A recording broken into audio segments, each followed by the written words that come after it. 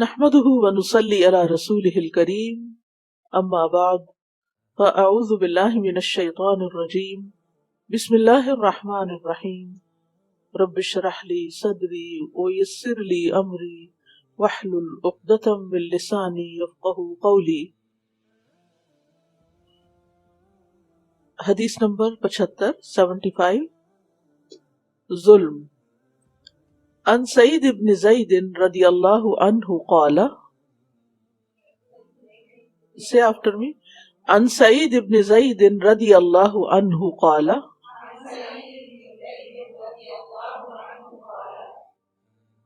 سمعت رسول اللہ صلی اللہ علیہ وسلم یقول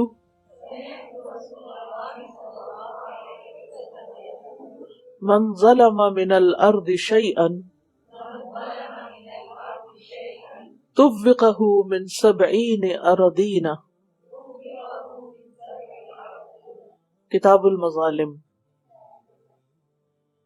سعید بن زید رضی اللہ عنہ روایت کرتے ہیں, میں نے رسول اللہ صلی اللہ علیہ وسلم کو فرماتے ہوئے سنا, جو شخص ظلم سے کسی کی زمین کا کچھ حصہ لے گا تو قیامت کے دن اسے 7 زمینوں کا طوق پہنایا جائے گا. گویا کسی کی جائیداد پر ظالمانہ طور پر قبضہ کرنا اپنے آپ کو بہت بڑی مصیبت میں مبتلا کرنا ہے. یہ حدیث سعید بن زید رضی اللہ عنہ سے ہے. سعید بن زید عشرہ مبشرہ میں سے تھے. وہ 10 لوگ جن کو جنت کی بشارت دی گئی تھی. ان کا ایک خاتون سے جن کا نام عروہ بن اویس تھا, ان سے زمین کے معاملے پر جھگڑا ہوا. اس خاتون نے ناحق طور پر کہا کہ سعید نے میری زمین پہ قبضہ کر لیا ہے, جس پر حضرت سعید نے کہا کہ میں بھلا یہ قبضہ کیسے کر سکتا ہوں جبکہ میں نے رسول اللہ صلی اللہ علیہ وسلم کو یہ فرماتے ہوئے سنا ہے کہ جو شخص ظلم سے کسی کی زمین کا کچھ حصہ لے گا تو قیامت کے دن اسے 7 زمینوں کا طوق پہنایا جائے گا. اور پھر ساتھ ہی یہ کہا کہ اگر یہ خاتون سچی ہے اور میں جھوٹا ہوں تو پھر اس خاتون کو, یعنی اگر یہ خاتون جھوٹی ہے اور میں سچا ہوں تو میری اس کے لیے دعا یہ ہے کہ یہ اندھی ہو کر مرے اور اپنی زمین پہ مرے. تو ان کی یہ بات پوری ہو گئی. وہ خاتون جب بڑی عمر کو پہنچی تو نابینا ہو گئی, اور دوسرا یہ کہ وہ اسی زمین میں ایک گڑھے میں گری اور اسی کے اندر فوت ہو گئی اور وہی اس کی قبر بن گئی. تو بہرحال نبی صلی اللہ علیہ وسلم کے صحابہ جو ہیں ان کا اپنا ایک مقام ہے, ان کے ایمان اور ان کی قربانیوں کے وجہ سے, اور خاص طور پر جن کا نام عشرہ مبشرہ میں شامل ہو. حدیث کی تفصیل یہ ہے کہ من ظلم من الارض شیئا, جس نے ظلم سے زمین میں سے کچھ لیا, یعنی کسی کی زمین ہے, کسی کی ملکیت ہے اور اس پر ناجائز قبضہ کر لیا. اور قبضہ کرنے والا کوئی بھی ہو سکتا ہے. یہ بھائی بھی ہو سکتا ہے جو بھائی کی زمین پہ قبضہ کر لے, یہ بھائی ہو سکتا ہے جو بہنوں کی زمین پہ قبضہ کر لے, یہ کوئی ہمسایہ ہو سکتا ہے جو کسی ہمسائے کی زمین کو ناحق ہتھیا لے, یہ کوئی لینڈ مافیا ہو سکتا ہے کہ جو خالی پڑی زمینوں کو دیکھ کر ان کے اوپر جا کر اپنا قبضہ کر لے اور اپنا حق جتانے لگے یا ان کو آگے بیچ دے. تو یہ کوئی بھی ایسا طریقہ کہ جس سے لوگوں کے مال ناجائز طریقے پر کھائے جائیں, یہ قرآن سنت کی تعلیمات کے صریحاً مخالفت ہے. ہمارا دین ہمیں عدل و انصاف کا حکم دیتا ہے. ان اللہ یأمرکم بالعدل والاحسان وایتاء ذی القربی, بے شک اللہ تمہیں عدل کا, احسان کرنے کا اور رشتہ داروں کو دینے کا, یعنی ان کے حقوق ادا کرنے کا حکم دیتا ہے, اور اس کے برعکس ہمیں منکر سے, فحش سے اور بغی یعنی دوسروں پر زیادتی کرنے سے منع کرتا ہے.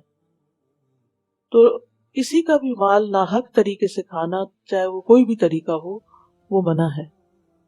حتیٰ کہ اگر ہمارے مال میں مسکینوں کا حصہ ہے زکوٰۃ کی شکل میں، اور زکوٰۃ ادا نہ کرنا یہ بھی ناحق مال کھانا ہے، یعنی وہ حق کسی کا ہے اور ہم اس کو مال میں سے نکال ہی نہیں رہے۔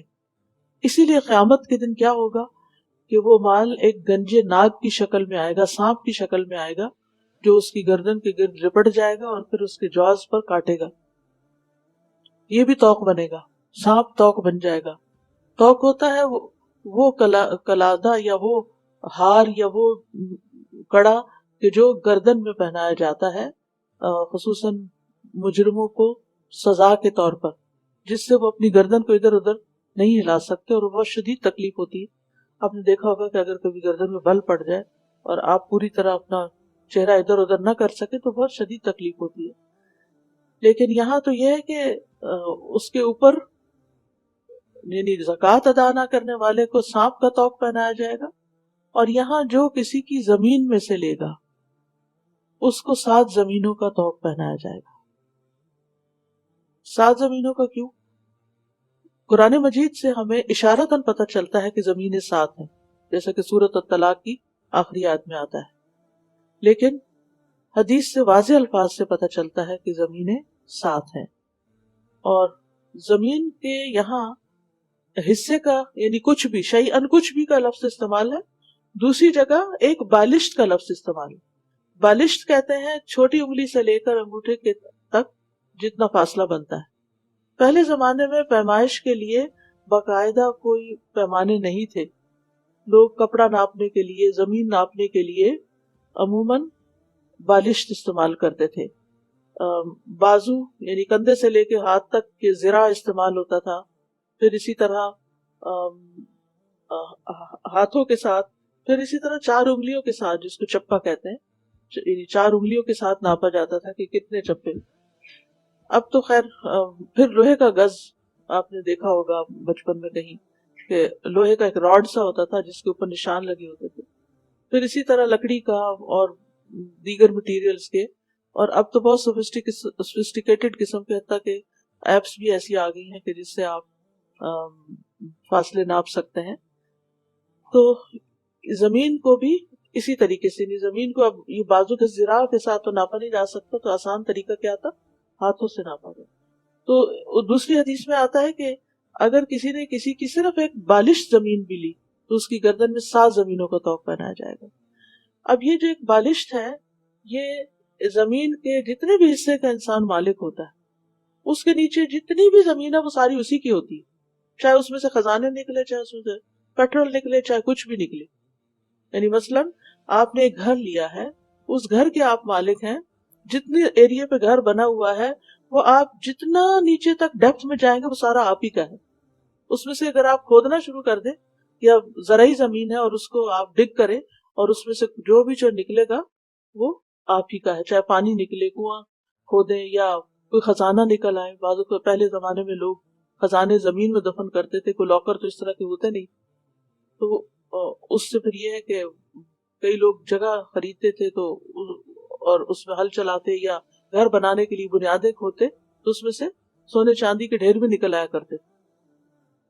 بہرحال اب یہ ہے کہ جو اتنی بھی زیادتی کرے گا اس کو زمین میں دھنسایا جائے گا اور اس زمین کو توق کی طرح گلے میں ڈال دیا جائے گا، اور صرف ایک زمین میں نہیں 7 زمینوں کا توق اس کے گلے میں۔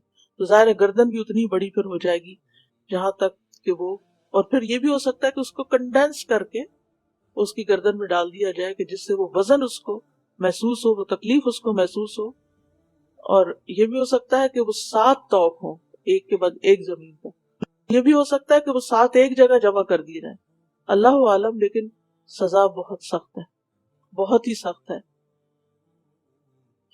ہر مومن پر دوسرے مومن کا مال حرام ہے، کسی کا بھی ناحق مال لینا جائز نہیں۔ ابو حمید ساعدی رضی اللہ عنہ روایت کرتے ہیں کہ رسول اللہ صلی اللہ علیہ وسلم نے فرمایا، کسی شخص کے لیے اپنے کسی بھائی کا مال ناحق لینا جائز نہیں۔ یہ اس لیے ہے کیونکہ اللہ نے ایک مسلمان پر دوسرے مسلمان کا مال حرام قرار دیا ہے۔ اسی طرح ہنسی مذاق میں بھی آپ کسی کا مال نہیں لے سکتے۔ اگر کوئی ایسا کرتا ہے تو اللہ سبحانہ تعالیٰ اس ناجائز مال میں کبھی برکت نہیں دیتا. اور یہ بھی حضرت سعید بن زید ہی کی حدیث کا آخری حصہ ہے جو مسند احمد میں آتا ہے. مسند احمد میں یہ حدیث ذرا تفصیل کے ساتھ بیان ہوئی ہے. ابو سلمہ کہتے ہیں کہ ایک مرتبہ مروان نے جو مدینہ کا گورنر تھا اس وقت، اس نے کہا کہ جا کر ان دونوں یعنی سعید بن زید اور عروہ بنت اویس کے درمیان صلح کرا دو. تو ہم سعید بن زید کے پاس آئے تو انہوں نے کہا کیا تم یہ سمجھتے ہو کہ میں نے اس عورت کا کچھ حصہ مارا ہوگا؟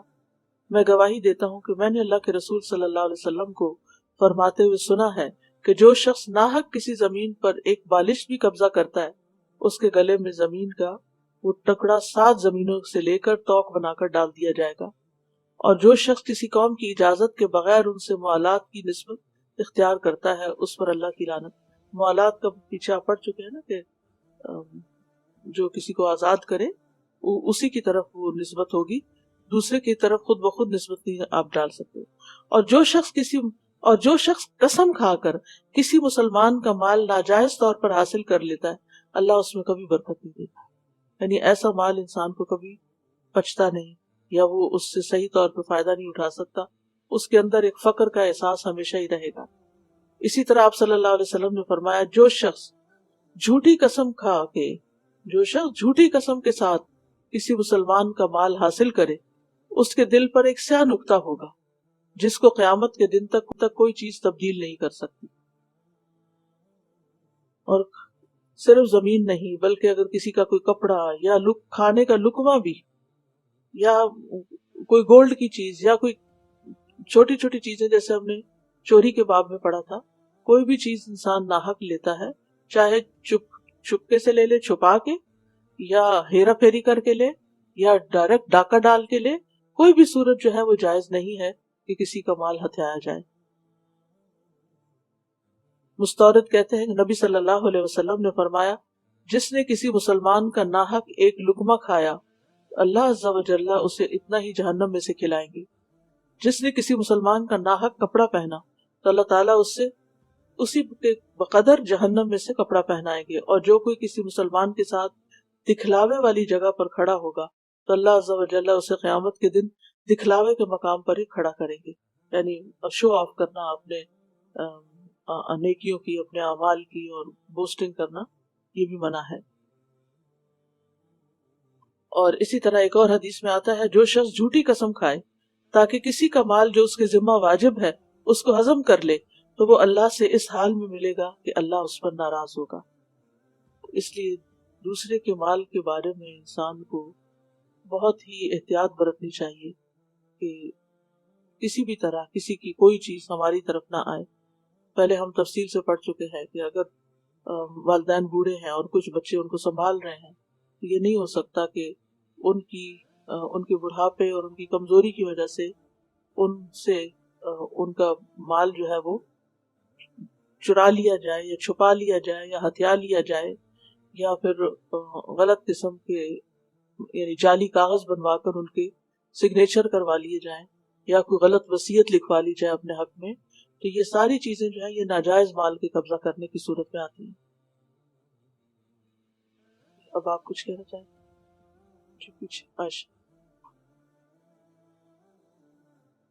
بعض اوقات لوگ یتیموں کا مال جو ہے وہ ہڑپ کرتے ہیں ناجائز طور پر. یعنی باپ فوت ہو گیا تو ان کو حصہ دینے کی بجائے ان کا مال اپنے مال میں شامل کر لیا. السلام علیکم استاذہ. میں ایک فیملی کے بارے میں جانتی ہوں جہاں بھائی بہن they're all mature، خود فیملیز والے ہیں، لیکن ان کی والدہ کا گھر ہے جو بہن بیسکلی اس میں اپنا اسکول چلا رہی ہے بیک ہوم، اور بس وہ کہتی ہیں کہ میرے نام کر دیا جائے. وہ یہ بھی تو ایک ناحق چیز ہے نا؟ بالکل ناحق چیز ہے، ناحق قبضہ کرنے والی بات ہے نا. اس میں تو سب کا حصہ ہے. یعنی اس بات کو یوں سمجھیے کہ جس مال میں سب کا حصہ ہے وہ کوئی ایک زور زبردستی سے نہیں لے سکتا یا ایموشنل بلیک میلنگ کے ساتھ نہیں لے سکتا جب تک کوئی دل کی رضامندی سے نہ دے. جی السلام علیکم ورحمۃ اللہ وبرکاتہ. مجھے ابھی ریسنٹلی پتہ چلا کہ کچھ ایسے لوگ اس قسم کا بزنس کرتے ہیں کہ جب لوگوں کی ایسی پراپرٹیز جو کہ وہ لوگ پیسے نہیں پورے دے سکے یا تھوڑے دیے اور پھر باقی کے پیمنٹ نہیں کر سکے کسی وجہ سے، ان کی حالات ایسے ہو گئے یا کچھ، وہ پراپرٹیز لینے کے لیے بیٹھے کہ بھئی وہ دیکھتے ہیں اس میں کہ ویب سائٹس ہیں یا جہاں پہ بھی ایسے کہیں مظلوم لوگ ہوں جو جن کو ضرورت ہے کہ بھئی وہ اونے پونے داموں میں اس وقت بیچ دیں گے اپنی ضرورت کے پیچھے. تو میں کہہ رہی تھی کہ کس طرح کا یہ اس میں کیسا ضمیر آپ کا نا کام دوسرے کی ضرورت سے ناجائز فائدہ اٹھانا کرنا جی، کہ اور ایسی زمینوں کا، ایسی جگہوں کا، ایسے گھروں کا ہر وقت اسی میں طاق میں رہنا. ایک تو ہوتا ہے نا کہ چلیں ٹھیک ہے کسی کو آپ مدد کے طور پر آپ کسی کی ہیلپ کر دیتے ہیں کہ ٹھیک ہے آپ اس وقت مشکل میں ہیں تو ہم آپ کو نکال لیتے ہیں، لیکن خاص طور پر ایسے کاروبار تو وہ بھی ظلم ہی ہے. اور کیا سناریو ہوتا ہے، کیا ہوتا ہے صورت ہمارے ہاں جب کسی کی زمین پر ناجائز قبضہ کیا جاتا ہے، کسی کی جائیداد پر؟ سوری، میرے دماغ میں ایک اور چیز آئی تھی، جو ہمارے یہاں شادیاں ہوتی ہیں اور جو یہ مطالبات ہوتے ہیں اور یہ جو رسومات چل گئی ہیں، جہیز کا دینا لینا اور جوڑے پہناویوں کے، تو سم ٹائمز وہ لوگ اپنی خوشی سے نہیں کر رہے ہوتے ہیں، بس صرف مجبوری میں کر رہے ہوتے ہیں کہ دنیا داری ہے. تو یہ بھی ایک طریقے کا ظلم ہی ہے. یہ ظلم کی قسم ہے، یہ ناجائز قبضہ نہیں ہے. وہ یعنی کہ آپ کسی کا مال ہتھیار ہے نا، یعنی کہ وہ خوشی سے تو نہیں دے رہا، مجبوری پریشر میں آ کے، پریشر میں ڈالو، پریشرائز کر کے لینا. بعد میں وہ کہتے ہیں کہ یہ زمین جو ہے یہ وراثت میں ہم نے دے دی ہے بیٹی کو. جب اس قسم کے نکاح ہوتے ہیں اور وہ لکھواتے ہیں زبردستی تو وہ پھر اس قسم کے جھگڑے شروع ہو جاتے ہیں اس میں.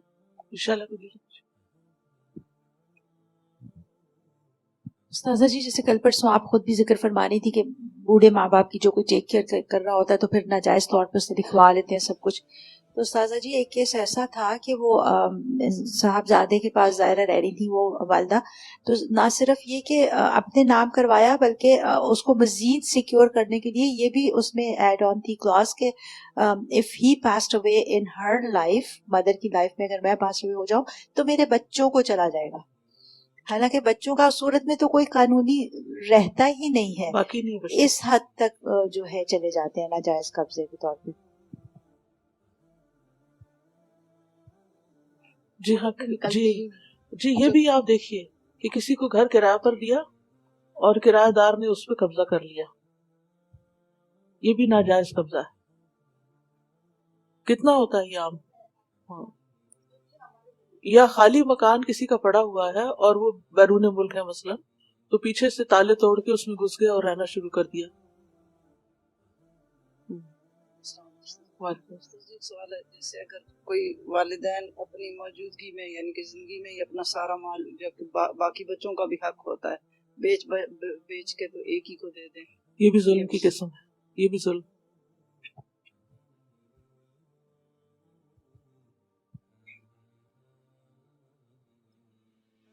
My daughter mentioned to me yesterday that there were some kids who were trying to steal from the teacher's goodie bag. The teacher has candies and whatnot. So some of the kids were really upset that why are these kids going and taking candies from the teacher's bag. And then she mentioned to me that the teacher told us that if a person takes someone else's money, then they will get fire on the day of judgment. And I was thinking, when you mentioned the hadith that if a person wears another person's clothes without their permission, then they will have exactly a bite of food. They will have this, the same like it of fire on the day of judgment. So it's so important to teach children about these things because children can be very impulsive. Right? They want to eat something and they take it, right? And it's our responsibility to not shame them and scold them and be angry in them and hit them, but teach them why it's not right and what the consequences are so that they develop that fear of Allah subhanahu wa ta'ala.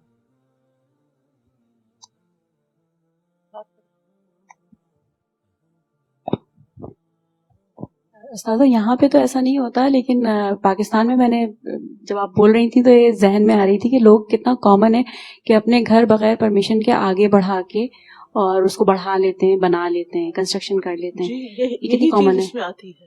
جی جزاک اللہ خیر کہ آپ نے بتا دیا کہ کس طرح دوسرے کی زمین پر ناجائز قبضہ ہوتا ہے کہ مثلاً آپ کو ایک مخصوص زمین جو ہے وہ الاٹ کی گئی، تو پھر آپ کیا کرتے ہیں کہ اپنا گھر بناتے ہیں تو اس کی باؤنڈریز ایکسٹینڈ کر لیتے ہیں، چاہے ایک بالش بھی کرے، جتنی وہ ایکسٹینڈ کر لیتے ہیں جو کہ آپ کا نہیں ہوتا، اور پھر اس کو آپ اپنے چار دیواری اس کی کھڑی کر لیتے ہیں یا باؤنڈری وال بنا لیتے ہیں، یہ بھی ناجائز قبضہ ہے.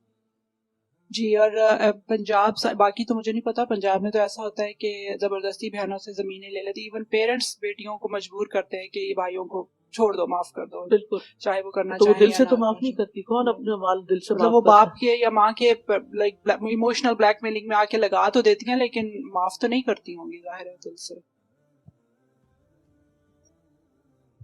Another scenario, Ustazaji, that I've seen in family, for instance, people want to invest. And within a family, there's a certain person who can afford more than the rest. So what they do is they say, okay, you were investing for yourself, so invest on behalf of your brother as well and another brother.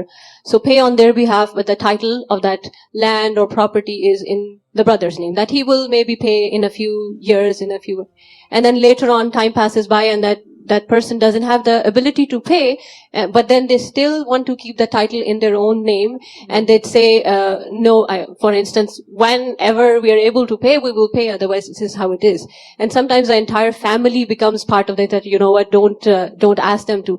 And knowing the inheritance laws, if anything happens to anyone, then that person who hasn't paid a penny towards that house or property, then the property legally, because it's in their name, it was sort of a disagreement between them, it can be part of their inheritance for their children, and that person who actually paid the entire amount will not get anything. And one thing is that, you know, for instance, within family you can gift or you can give it out of the happiness of your own heart as a sadaqah, that's a good thing. But to be stubborn about it, that no, it's in our name and we're not going to change the title. I've seen those cases multiple times, unfortunately, and it becomes kind of an emotional blackmail when within a family one person's able to afford and some others aren't. Then the parents are also on their side, and subhanallah, this creates a lot of rift within the family as well. بالکل، اور دل بھی دور ہو جاتے ہیں اور پھر میل جول چھٹ جاتے ہیں، پھر رشتہ داریوں کا حق ادا نہیں ہوتا، تو اس کے نتائج بہت دور رس ہوتے ہیں. اور اس میں خواتین بہت بڑا رول پلے کر سکتی ہیں کہ اپنے بھائیوں کو یا ہسبینڈس کو یا فادرز کو اس چیز سے روکیں. جی سر، ریسنٹلی جس لاسٹ ویک مجھے کسی نے بتایا کہ وہ اپنے جو پیرنٹس سے ملنے کے لیے گئی تھی، تو ان کے بھائیوں نے ان کو بولا کہ تم یہاں آئی ہو تو کیا تم کچھ پراپرٹیز کے بارے میں ڈسکس کرنے آئی ہو، جس وہ ملنے گئی تھی. تو پھر انہوں نے بتا دیا کہ دیکھو جو فادر کے نام پر ہے اس میں سے تم لوگوں کو کچھ نہیں ملے گا، ماں کا تھوڑا سا حصہ ہے تو بعد میں ملے گا، اور ساتھ میں کہ تم لوگ کیا خدمت کرتے ہو، تم تو اپنے اپنے شوہروں کے گھر پہ ہو، ہم ماں باپ کو تو ہم کیئر کر رہے ہیں، تو تمہارا اس میں کوئی حق نہیں. تو اللہ نے حق دیا. مطلب اتنا زیادہ ظلم کہ اوپنلی مسلمان لوگ اور اچھی فیملی کے لوگ، دیندار لوگ، یہی سمجھ نہیں آتی. بہت سارے لوگ نماز پڑھتے ہیں، حج عمرہ کرتے ہیں، سب کچھ کرتے ہیں، اور ساتھ یہ ظلم بھی کرتے ہیں. تو وہ نماز روزہ تو پھر وہیں ہو جائے گا نا، ایک طرف ہو جائے گا یہ. جی. اور آخری عمر میں خاص طور پر غلط فیصلے کرتے ہیں. السلام علیکم استاد. I just want to mention about haq mehr. Some husbands, they emotionally blackmail their wives that I have spent 10 times more than your haq mehr on you, so you don't owe me anything. No way. وہ تو ایک الگ amount ہے. آگے مریم واسطی کو پیچھے سے کر کے پھر آگے مریم واسطی کو.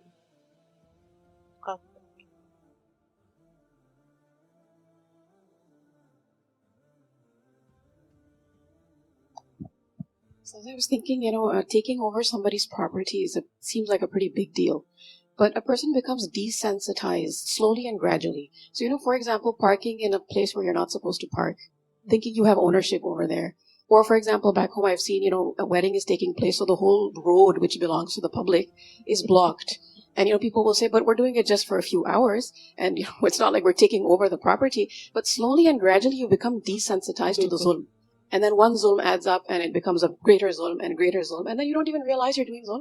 You think it's your right? So public property, if we know there's, no trespassing, that means we shouldn't go there. Yes. We shouldn't use that area. Yes. Sometimes, for public property, we think that, we have full ownership. We can do whatever we want. But there's certain rules that have to be followed for every place. Another example, another form that is known in our society sometimes is in many of the families, because we live here, sometimes if people are able to save and purchase a piece of land or a property back home, what happens is due to the requirements, legalities that a person who needs to be doing some work on that property needs to sign some papers, what happens is in trust, the titles are under a mother's name or a brother's name or a father's name. And what happens is, recently my husband was telling me that multiple people have shared these kind of stories with him that, now the mother's saying, okay, never mind. They have sent millions of dollars from here, and the millions of dollar property is there in one of the big cities. It's a huge house. And now they say, no, it's okay. You're still making money over there. Stay over there.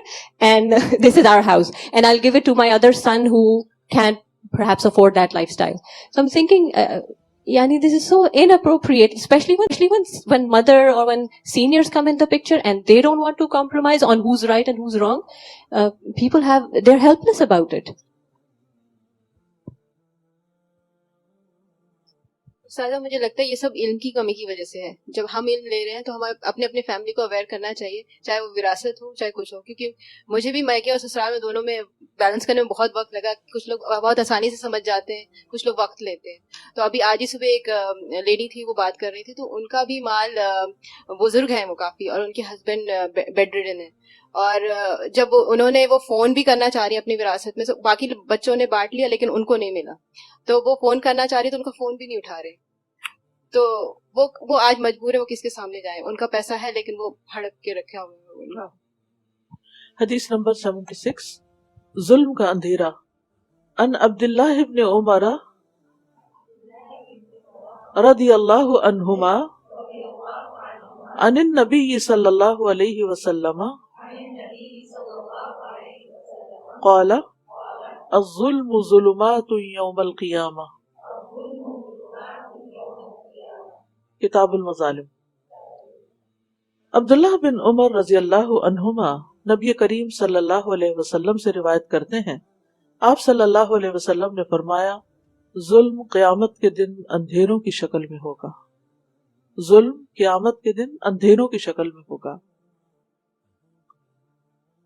قاضی اعظم کہتے ہیں کہ یہ اپنے ظاہر پر ہی ہے کہ دنیا میں ظلم کرنے کی وجہ سے وہ ظلم کرنے والوں کے لیے کئی اندھیروں کا باعث ہوگا, اور ظالم قیامت کے دن صحیح رستے پر یعنی جنت کے رستے پر نہیں چل سکے گا. سورۃ الحدید میں اللہ تعالیٰ فرماتے ہیں, یسعی نورہم بین ایدیہم و بایمانہم, ان کا نور ان کے آگے آگے اور ان کی دائیں طرف دوڑ رہا ہوگا, یا ان کے دائیں ہاتھ میں ہوگا, یعنی مومنوں کا نور. لیکن منافقین کا نور بجھ جائے گا. وہ شروع میں مومنوں کے نور کی روشنی میں چلیں گے, لیکن پھر وہ نور منافقین کے لیے نہیں رہے گا, اندھیرا ہو جائے گا. اور یہ پل صراط پر ہوگا, جو کہ انتہائی باریک اور تلوار سے زیادہ تیز ہے, اور جس سے گزر کر ہی لوگ جنت میں جا سکتے ہیں. اور وہ لوگ پھر پل پار نہیں کر سکیں گے, اپنی منزل کو نہیں پہنچ سکیں گے. اور اسی طرح اندھیروں کی شکل میں ایک اور معنی بھی کیا گیا ہے کہ ان کے اوپر سختیاں ہوں گی. یعنی اندھیرے کیا ہیں؟ سختیاں. جیسے قرآن مجید میں آتا ہے, قُلْ مَن يُنَجِّيكُم مِّن ظُلُمَاتِ الْبَرِّ وَالْبَحْرِ, کہہ دیجئے تمہیں خشکی اور سمندر کے اندھیروں سے کون نجات دیتا ہے. تو اندھیروں سے مراد یہاں کیا ہے؟ مشکلات, سختیاں, سزائیں, تکلیفیں. تو ظلم میں دو چیزیں ہوتی ہیں بیسیکلی. ایک تو یہ کہ ایک انسان دوسرے انسان کے ساتھ زیادتی کرتا ہے, اس کا مال ناحق چھین لیتا ہے, یا ویسے اس کا کوئی حق مار دیتا ہے. اور دوسرا یہ ہے کہ رب کی نافرمانی کی جاتی. تو یعنی ظلم میں دوہرا گناہ ہوتا ہے, حقوق اللہ بھی پامال ہوتے ہیں اور حقوق العباد بھی, کیونکہ اللہ کا حکم نہیں مانا جاتا اور بندے کا حق رہ جاتا ہے. اور اصل میں ظلم اس انسان پہ کیا جاتا ہے جو اپنا بدلہ لینے پر قادر نہیں ہوتا. وہ اپنے لیے خود لڑ نہیں سکتا, وہ اپنا حق خود لے نہیں سکتا, وہ اپنا حق پروٹیکٹ نہیں کر سکتا. اور اسی طرح ایک معنی یہ بھی کیا گیا ہے کہ دل کا اندھیرا جو ہے یہ دراصل ظلم کا باعث ہے. یعنی ظلم اس وقت پیدا ہوتا ہے جب دل میں اندھیرا ہوتا ہے. جس دل میں ہدایت کی روشنی ہوتی ہے تو پھر وہ ظلم نہیں کرتا. جیسے ابھی بات ہوئی تھی نا کہ جب علم نہیں ہوتا تو یہ ساری خرابیاں ہوتی ہیں. تو بالکل اسی طرح جب ایمان نہیں ہوتا دل کے اندر، علم کی روشنی نہیں ہوتی، تو پھر انسان کے جب اندر اندھیرا ہوتا ہے تو وہ باہر ظلم کرنے لگتا ہے، اور جب ظلم کرتا ہے تو الٹیمیٹلی اس کے لیے اندھیرا ہو جائے گا. کیونکہ جو لوگ ایمان والے ہوں گے اور جن کے اندر تقویٰ ہوگا، وہ ان کو تو نور دیا جائے گا، اور قیامت کے دن وہ اپنے نور کے روشنی میں چلیں گے. لیکن جن کے پاس نور نہیں ہوگا وہ اندھیروں میں بھٹکتے پھریں گے، دنیا میں بھی اندھیرے اور آخرت میں بھی اندھیرے. تو یاد رکھیے اللہ تعالیٰ نے ظلم کو حرام قرار دیا ہے. نبی صلی اللہ علیہ وسلم نے فرمایا، اللہ تبارک و تعالیٰ فرماتے ہیں، اے میرے بندو، میں نے اپنے اوپر ظلم کو حرام قرار دیا ہے اور میں نے تمہارے درمیان بھی ظلم کو حرام قرار دیا ہے، تو تم ایک دوسرے پر ظلم نہ کرو. یعنی اللہ سبحانہ وتعالیٰ نے اپنے اوپر ظلم حرام قرار دیا، اسی لیے فرمایا نا وما انا بظلام للعبید، میں اپنے بندوں پر ظلم کرنے والا نہیں ہوں. تو بندوں کو بھی بندوں پر ظلم نہیں کرنا چاہیے. اسی طرح ایک حدیث میں آتا ہے، وہ بھی صحیح بخاری کی ہے، کہ المسلم اخو المسلم لا یظلمہ ولا یسلمہ، کہ ایک مسلمان دوسرے مسلمان کا بھائی ہے، نہ اس پر ظلم کرتا ہے نہ اس پر ظلم ہونے دیتا ہے. ایک مسلمان دوسرے مسلمان کا بھائی ہے، نہ خود ظلم کرتا ہے اور نہ کسی اور کو کرنے دیتا ہے. تو اس سے کیا پتا چلتا ہے کہ اگر آپ دیکھتے ہیں کہ کوئی اور کسی پہ ظلم کر رہا ہے تو اس کو بھی روکنا چاہیے. پھر اسی طرح جو شخص ظلم کرتا ہے وہ اللہ کی ہدایت سے محروم ہو جاتا ہے. ظالم شخص کو اللہ ہدایت نہیں دیتا. واللہ لا یہدی القوم الظالمین. پھر اسی طرح ایسا شخص اللہ کی محبت سے محروم ہو جاتا ہے. واللہ لا یحب الظالمین. اللہ ظالموں سے محبت نہیں کرتا. ظالم کو اللہ تعالیٰ مہلت دیتا ہے لیکن پھر اچانک پکڑتا ہے، اور جب پکڑا جاتا ہے تو پھر اس کے پاس چھٹکارے کا کوئی راستہ نہیں ہوتا. رسول اللہ صلی اللہ علیہ وسلم نے فرمایا، بے شک اللہ ظالم کو مہلت دیتا رہتا ہے لیکن جب اسے پکڑتا ہے تو پھر اسے نہیں چھوڑتا. پھر آپ صلی اللہ علیہ وسلم نے اس آیت کی تلاوت کی، کذالک اخذ ربک اذا اخذ القری وہی ظالمہ ان اخذہ علیم شدید. اور تیرے رب کی پکڑ اسی طرح ہے جب وہ بستی والوں کو پکڑتا ہے جو اپنے اوپر ظلم کرتے رہتے ہیں، بے شک اس کی پکڑ بڑی تکلیف دینے والی اور بڑی ہی سخت ہے. یعنی پہلے اللہ تعالیٰ مہلت دیتا ہے، پھر اچانک اس کو پکڑ لیتا ہے، اور رب کی پکڑ جو ہے وہ بہت سخت ہے. اللہ سبحانہ وتعالیٰ ہمیں معاف کر دے اور ظلم کرنے سے بچائے، کہ کسی کے اوپر بھی، کسی انڈیویجول کے اوپر، کسی آرگنائزیشن کے اوپر، کسی بھی طرح کا، چاہے مال سے، چاہے کسی کو فزیکلی ٹارچر کر کے، یا کسی کے اوپر الزام تراشی کر کے، یا اس کو گالی گلوچ کر کے، یا اس پہ جھوٹے الزام لگا کے، یعنی ہر طرح کا ظلم اس میں آ جاتا ہے. یعنی اس میں صرف مار پٹائی نہیں، صرف مال چھیننا نہیں، بلکہ زبان سے بھی تکلیف دینا جو ہے. بعض اوقات جو ابیوسو لینگویج استعمال کی جاتی ہے اور ایموشنل بلیک میلنگ کی جاتی ہے، یا یہ کہ دوسرے کو ہر طرح ہر وقت تانے دیے جاتے ہیں، یہ ساری ظلم کی قسمیں ہیں. یا کوئی بھی جس کسی کا جو حق ہے وہ اس کو نہ دیا جائے. جیسے انسانوں کے آپس میں حقوق ہیں، ماں باپ کا حق ہے، اولاد کا حق ہے، بہن بھائیوں کا حق ہے، شوہر بیوی کا ایک دوسرے کے اوپر حق ہے. تو اگر شوہر بیوی کو اس کا حق نہیں دیتا یا بیوی شوہر کو حق نہیں دیتی، یہ ساری چیزیں ظلم میں شامل ہو جاتی ہیں. جی، ٹیکسی پہ آپ سوار ہوں، آجر و اجیر کا حق ہے، ٹیکسی والے کی ٹیکسی آپ استعمال کریں اور پھر بھاگ نکلے. کسی دکاندار سے آپ کوئی چیز خریدیں، آپ اس کو لے کے پیمنٹ ہی نہ کریں. رسول اللہ صلی اللہ علیہ وسلم نے فرمایا، قیامت کے دن ایسا آدمی آئے گا جسے یہ امید ہوگی کہ وہ اپنی نیکیوں کے بلبوتے پر نجات پا جائے گا. یعنی اسے بڑی خوش فہمی ہوگی کہ میرے پاس بہت نیکیاں ہیں، میں پار ہو جاؤں گا. لیکن اس نے جن پر ظلم کیا ہوگا وہ کھڑے ہو جائیں گے اور آ کر اس کی نیکیاں لیتے رہیں گے. مظلوم کو اس کی نیکیوں میں سے دے دیا جائے گا، حتیٰ کہ اس کے پاس ایک بھی نیکی باقی نہیں رہے گی. ساری زندگی کی کمائی مظلوموں کو مل جائے گی. جس نے نیکی کی اس کو کچھ نہیں ملے گا، اور کس کو مل جائے گا؟ جن کے اوپر ظلم ہوا تھا دنیا میں. پھر ایک مظلوم آ جائے گا, اب اس کی حسنات تو ختم ہو چکی ہیں, لہذا مظلوم کی برائیاں لے لی جائیں گی اور اس کی برائیوں کے اوپر رکھ دی جائیں گی تاکہ ان کے حصے کی سزا یہ شخص بھگتے. کتنے بڑے خسارے میں ہے ایسا شخص, کتنے بڑے نقصان میں ہے. ظلم کی اور قسم کیا ہے؟ مثلا آپ روزمرہ زندگی میں دیکھیں, مثلا آپ ڈاکٹر ہیں اور آپ مریض کو توجہ سے نہیں دیکھ رہے, وہ بتا رہا ہے مجھے یہ تکلیف ہے یہ تکلیف ہے, اور آپ کہیں اور کسی اور سوچ میں ہیں, کچھ اور دیکھ رہے ہیں, دھیان سے بات ہی نہیں سن رہے, اور پھر اس کو ایسے ہی کوئی دوا لکھ کے دے دیتے ہیں یا اس کو کوئی انجیکشن لگا دیتے ہیں جس کے نتیجے میں اس کی ڈیتھ ہو جاتی ہے. تو آپ خود سوچئے کہ پھر یہ کتنا بڑا ظلم ہے. آپ صرف ظالم ہی نہیں, آپ قاتل بھی بن گئے. اور کن کن کیسز میں کہاں کہاں ظلم ہوتا ہے. مثلا آپ ایک ٹیچر ہیں اور آپ بچوں کو صحیح طور پر ٹائم ہی نہیں دے رہے, ان کو پڑھا ہی نہیں رہے, ٹال مٹول کر رہے ہیں, تیاری پوری نہیں کر کے آتے, ادھر ادھر کی باتیں کر کے وقت کل کر رہے ہیں. یہ بھی ظلم ہے, کسی کی زندگی ضائع کرنا, کسی کی عمر, کسی کا وقت. اور جی ہاں, یعنی کسی کے اچھے رویے کے مقابلے میں برا رویہ اختیار کرنا, بد اخلاقی برتنا.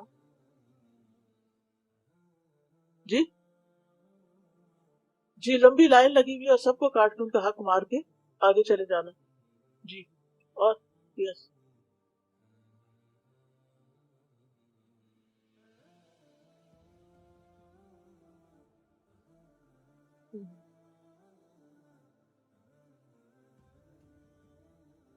کام کرا کے اجرت نہ دینا. جی یہ بھی ایک ظلم کی قسم ہے کہ مثلا آپ نے کسی کو امپلائی رکھنا ہے اور آپ اسے کہتے ہیں کہ پہلے آپ ذرا کام کر کے دکھائیں, اور کام کرا لیتے ہیں اور اس کو کچھ بھی نہیں دیتے اور یہ کہہ کے نکال دیتے ہیں ہمیں کام پسند نہیں آیا. unless agreed, اگر وہ اگری کر کے کہ ٹھیک ہے میں فری میں کروں گا, آپ چیک کر لیں, پھر اور بات. لیکن اگر وہ اگری نہیں کرتا اور آپ اس کو دھوکے سے رکھ کے اور فارغ کر دیتے ہیں تو یہ ٹھیک نہیں. جی مائک لیجیے, مائک لیجیے.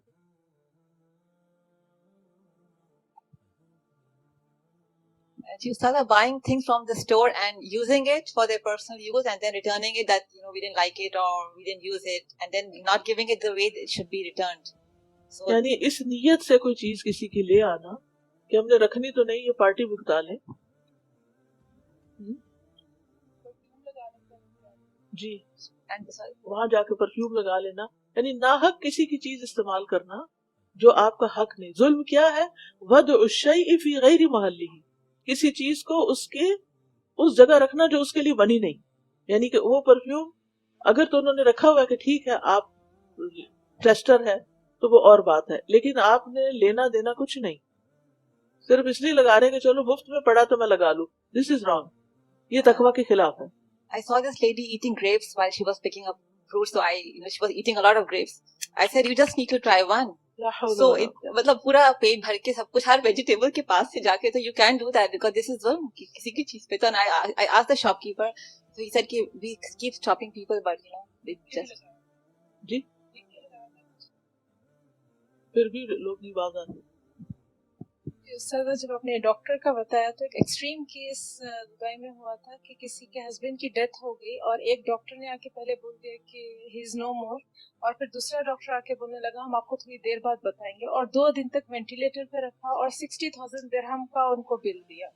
تو اس نے وہ لیڈی جب مجھے بتا رہی تھی تو شی واز ٹیلنگ کہ ہم اتنی مشکل سے قرضہ لے کر ہم وہ بل پے کیے ہیں اور 2 دن پہلے آلریڈی ڈیتھ ہو گئی ہے, ہم جا کے ٹچ بھی کیے, ان کے پاس کوئی سانس نہیں تھی اور 2 دن وینٹیلیٹر پہ رکھا.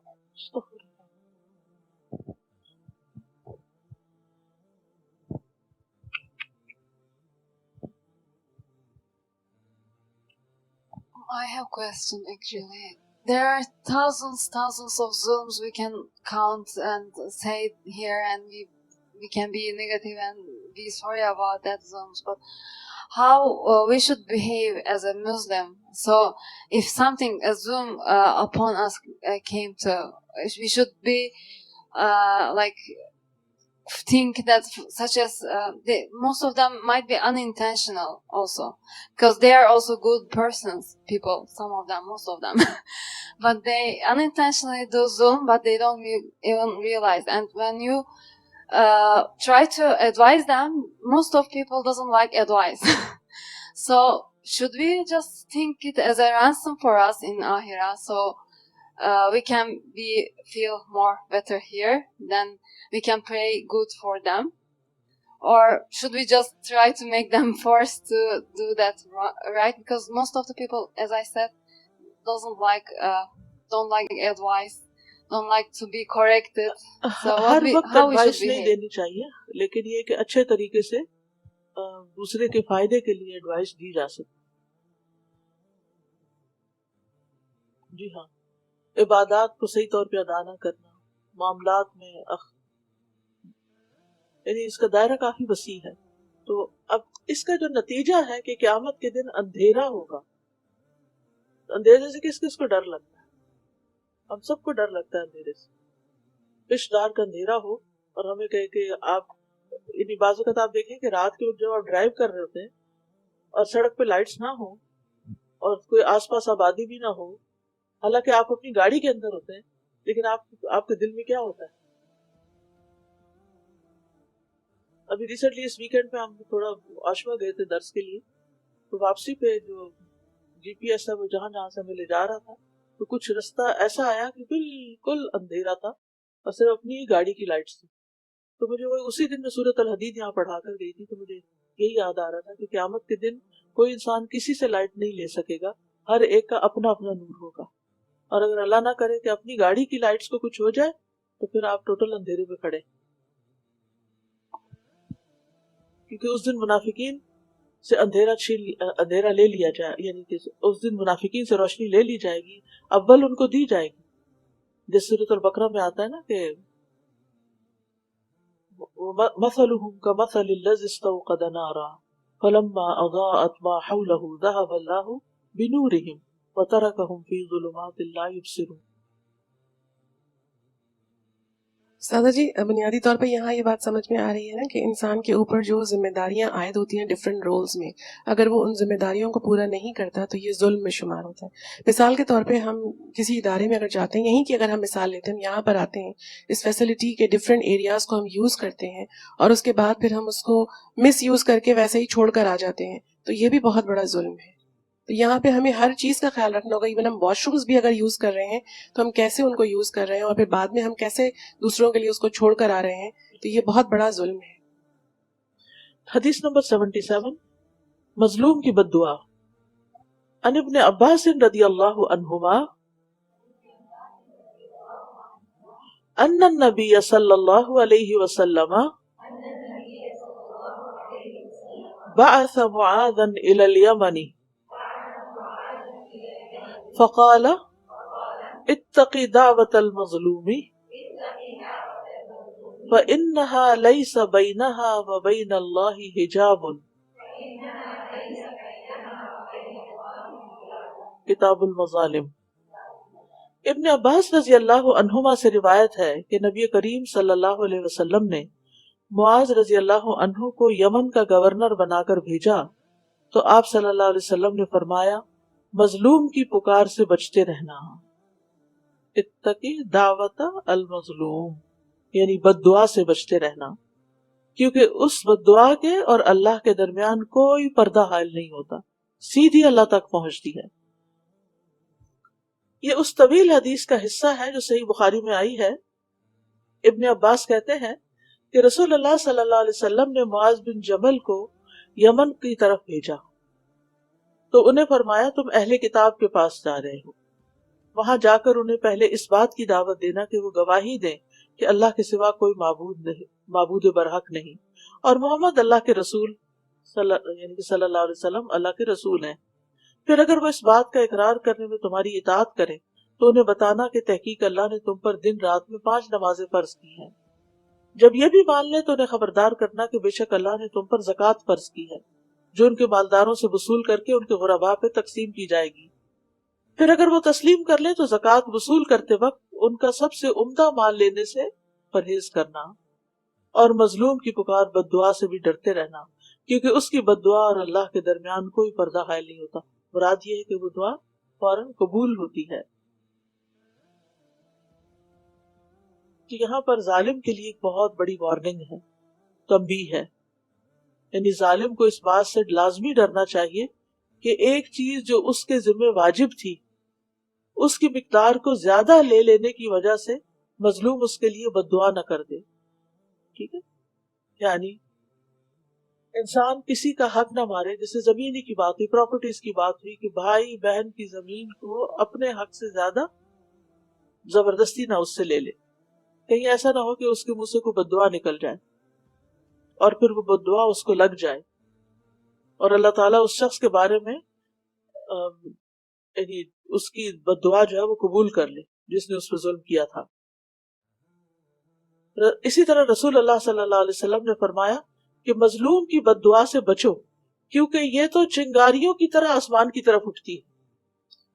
آج بون فائر کبھی کی تو اس میں سے چنگاریاں نکلتی ہیں نا، چھوٹے چھوٹے سپارکس. تو اس کی مثال دے کے سمجھایا گیا کہ جو بد دعا جو ہے نا، وہ دل جلتا ہے نا، جیسے دل کے اندر ایک جلن اور کڑن ہوتی ہے تو وہ نکلتی ہے اور وہ چنگاریوں کی طرح اوپر چڑھتی چلی جاتی ہے، اوپر کو اوپر کو اوپر کو. اسی طرح آپ نے فرمایا 3 دعاؤں کی قبولیت میں کوئی شک نہیں. نمبر 1 مظلوم کی دعا، نمبر 2 مسافر کی دعا، نمبر 3 باپ کی اپنے بیٹے کے خلاف بد دعا کرنا. مظلوم اگرچہ کافر ہو، مظلوم اگرچہ مسلم نہ ہو، یعنی بعض اوقات ہم کہتے ہیں کہ یہ تو مسلم کی شاپ نہیں ہے، نان مسلم کی ہے، چلو یہاں سے تو کچھ بھی شاپ لفٹنگ کر لو یا پاکٹ پکنگ کر لو، یہ کون سا مسلمان ہے؟ جیسے بنی اسرائیل کہتے تھے نا، لیسا علینا فی الامیین سبیل، امیوں کے بارے میں ہم سے کچھ نہیں پوچھا جائے گا. یعنی عربوں کے بارے میں ہم جو بھی کریں تو ہمارا حساب نہیں ہونا. لیکن کیسے نہیں ہونا؟ کسی بھی انسان پہ ظلم، چاہے وہ مسلم ہے نان مسلم ہے، یہ روا نہیں، یہ جائز نہیں. اسی طرح اگرچہ کوئی انسان گناہگار ہو، بعض اوقات ہم کہتے ہیں یہ فلاں شخص اس کے اندر اتنی بری عادتیں ہیں، یہ تو ایسا اور ویسا ہے، اس کو تو یہ چیز کا حقدار نہیں ہے، اس کو تو دو ہی نہ. جیسے کئی ماں باپ اپنے نافرمان بچے کو کیا کرتے ہیں، آگ کر دیتے ہیں. تو آگ کرنے کا آپ کو اختیار نہیں ہے، آپ نہیں کر سکتے آپ، کیونکہ ہدایت تو اللہ کے ہاتھ میں، وہ کبھی بھی دے سکتا ہے. تو اسی طرح مظلوم اگرچہ فاجر ہو، کافر ہوگا تو اوپر پڑا نا، اگرچہ وہ مسلم نہ بھی ہو، آپ صلی اللہ علیہ وسلم نے فرمایا مظلوم اگرچہ کافر ہو اس کی بد دعا سے بچو، کیونکہ اس کے سامنے کوئی پردہ حائل نہیں ہوتا. اسی طرح اگر وہ فاجر ہو، فرمایا مظلوم کی دعا قبول کی جاتی ہے اگرچہ وہ گناہگار ہی ہو، بس اس کا گناہ اس کے اپنے نفس پر ہے. یعنی گناہ کی سزا وہ بھگتے گا، اس کو دیکھ کر تم یہ نہ سوچو کہ اس کے ساتھ تو جیسا چاہے رویہ اختیار کر لوں. یعنی ہمیں حق نہیں پہنچتا کہ اگر کوئی شخص غلط کام کرتا ہے تو ہم بھی غلط کام شروع کر دیں. ٹھیک ہے، وہ غلط کام اس کے ساتھ ہے، اس سے روک سکتے تو روکو، اور اگر نہیں روک سکتے تو تم اس کے ساتھ ظلم نہیں کرو. ہاں، اگر اللہ کی حدوں میں سے کوئی حد جاری کرنی ہے قانون کے مطابق تو وہ اور بات ہے. نبی صلی اللہ علیہ وسلم نے فرمایا مظلوم کی دعا قبول کی جاتی ہے اگرچہ وہ گناہگار ہو، بس اس کا گناہ اس کے نفس پر ہے. جو غلط کام کیا اس کا ذمہ اس کے اوپر ہی ہوگا، لیکن دعا اس کی سنی جائے گی. اسی طرح مظلوم سے اللہ کا وعدہ ہے. رسول اللہ صلی اللہ علیہ وسلم نے فرمایا مظلوم کی بد دعا سے بچو، کیونکہ وہ بادلوں پر اٹھائی جاتی ہے. اللہ تعالیٰ فرماتا ہے مجھے میری عزت اور جلال کی قسم میں ضرور تمہاری مدد کروں گا، اگرچہ تھوڑی دیر بعد ہی کروں. تو اس مظلوم کے ساتھ اللہ کی مدد ہوتی ہے. اللہ تعالیٰ اس کی مدد فرماتا ہے چاہے وہ کچھ ٹائم ہی لگ جائے. آپ کچھ کہنا چاہیں؟ جی.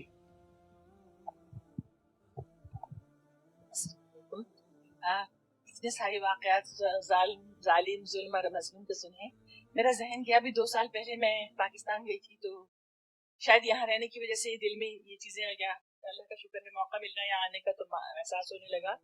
چھوٹے بچوں کو دیکھا گھروں میں, 10-12 سال کے بچے یا بچیاں, وہ ماں باپ تنخواہ کے لے جاتے ہیں. کیا کرتے ہیں؟ تنخواہ کے ان کی لے جاتے ہیں, ان کا ماہانہ بندھا ہوا ہوگا 4-5 اچھا ہزار. نہیں, کام کرنے کے لیے چھوڑ دیتے ہیں چھوڑا ہوا, لوگوں کے لیکن وہ گھروں میں. بچہ, وہ خود بچہ ہے, اس کے جو چھوٹے بچے کر دیے جاتے ہیں, ماں سو رہی ہے جاؤ 6 بجے اٹھا دیا گیا, جاؤ بچے کو کھلا لو. اس کے بعد ان ماں باپ کو بھی نہیں پتا ہوتا کہ جہاں چھوڑا ہوا ہے ان کے ساتھ سلوک کیا ہو رہا ہے, یا وہ کس طرح رہ رہے ہیں. تو کھانا پینا رہنا, وہ جو دیکھا تو وہ مجھے احساس ہوا کہ یہ بھی کیا, یہ ظلم نہیں ہے, اور یہ ماں باپ نہیں کر رہے ظلم. وہ کہتے ہیں بھائی غربت کی وجہ سے دیتے ہیں, لیکن یہ کیسا ظلم ہے کہ بچے اپنے ماں باپ کی شفقت سے, اپنے گھر کے ماحول سے اسے بھی دور ہو گئے, اور جہاں رہ رہے ہیں وہاں جو کچھ دیکھتے ہیں تو وہ بھی نہ ہم انہیں کچھ کہہ سکتے ہیں, کیونکہ شاید رواج بن چکا ہے کہ طریقہ یہ کہ جو کھانا بچا, یا اگر گھر والوں نے نہیں کھایا تو بچہ یا بچی بھوکا ہے, وہ جب کھائے گا جب سب گھر کے لوگ کھا چکے ہیں. تو یہ ظلم دیکھ کے احساس ہوا کہ یہ اللہ تعالیٰ ہمیں سب بھی سمجھتے, اور وہاں بول نہیں سکی, میں کچھ بھی نہیں کہہ سکی کہ یہ کیا ہو رہا ہے, یہ کیوں ہو رہا ہے. دیکھ, اور یہ سوچا کہ شاید میں یہاں رہتی تو میں بھی کا قصہ ہو, کیونکہ جو عام ہو جاتی ہے نا برائی, تو پھر اس کا برا ہونا محسوس ہی نہیں ہوتا. آپ نے دیکھا تو آپ کو یہ تکلیف ہوئی, لیکن ان کے گھر میں کتنے لوگ آتے جاتے ہوں گے اور اس کو نارمل لیتے ہوں گے. یہ تو ایسے ہی چلتا ہے. استاذہ, ایک بہت ہی سینسٹیو ایشو آج کل چل رہا ہے جو انڈیا میں مسلمانوں کے ساتھ جو ظلم ہو رہا ہے, تو بدعا تو نہیں کرتے, لیکن کیا اس حال میں بدعا کرنی چاہیے؟ مطلب کیونکہ بہت زیادہ وہ جو دعا ہے نا, دعائے قنوت, وہ پڑھنی چاہیے. وہ مظلوموں کی دعا ہے.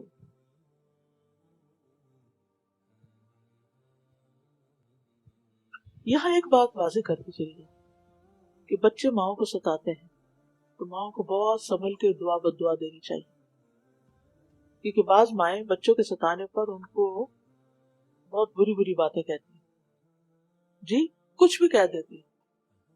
تو یہ آپ سب کو کان کھول کے سن لینا چاہیے.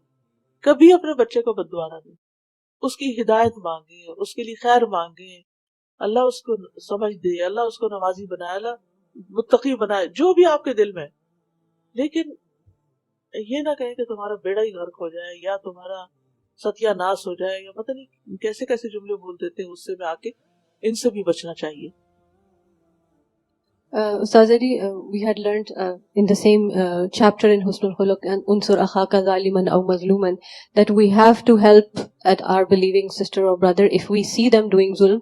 And the example that Auntie gave with regards to, I actually saw, this people beating their young maid, girl or boy, and that happens very frequently back home. So when I saw it, I actually went to them and like, you cannot do this. Subhanallah, there's going to be some kind of punishment that you're going to receive, or you're already suffering. Realize and don't magnify this. And also another example that was coming to my mind when you were mentioning that Mazloom could be a kafir, a non-believer and whatnot. Another kind of sort of neutralized or justified zulm that I've seen many people doing in this society is they open credit card accounts under their own or somebody else's name. They use the max credit limit and then they say we don't have to pay it. They make it, they put a dispute on it. Dispute on the charges. So whether it is hundreds of dollars or thousands of dollars, you put a dispute on the credit card, and because the companies are like, huge big corporations, so nobody really follows up, you put a dispute and that's it. But I was thinking how much zulm they're doing on their own selves, because on the day of Qiyamah, each and every dollar will be accounted for. So this is a very prevalent zulm, because the system, the credit card system itself sort of has that loophole and hope and allows it. So something that we all need to be very, very conscious that if we have any payments, if we have any loans, anything like that, we make sure that we are paying it right on time and we're not making these kind of excuses. This is treachery, this is fraudulent. Sometimes people don't pay taxes in countries. They say that the country is not giving them enough resources or enough benefits. But that's a haq to give the taxes. Whether they are not fulfilling their role, we still have to fulfill our. کے time میں جی